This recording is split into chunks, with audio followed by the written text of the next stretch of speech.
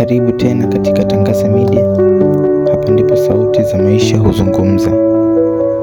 Jina la simulizi letu Nenda Moyo wa Kozi ya Pili. Rehema alikuwa msichana wa kawaida lakini mwenye ndoto zisizo za kawaida. Alijiunga chuo kikuu cha Dar es Salaam akisomea sheria. Alikuwa na bidii, si kwa sababu tu ya kutaka kufaulu, bali kwa sababu alitaka kubadilisha maisha ya mama yake. Alikuwa anauza mandazi Tandika. Siku ya kwanza chuoni alipanda daladala akiwa na begi dogo la mgongoni na daftari jipya lililojaa matumaini. Aliketi darasani katika benchi la mwisho akivuta pumzi ya mabadiliko, lakini hakujua kuwa siku hiyo ingebadili kila kitu. Mlango ulipofunguliwa, kijana mmoja aliingia, mrefu, mweusi, mwenye tabasamu la aina yake.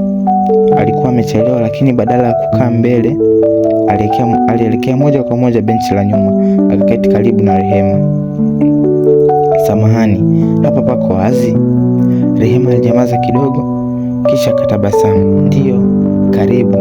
Jina lake lilikuwa Brian, mwanafunzi wa kozi ya pili aliyekuwa anarudia somo kwa mara ya pili kutokana na sababu alizosema ni za kifamilia.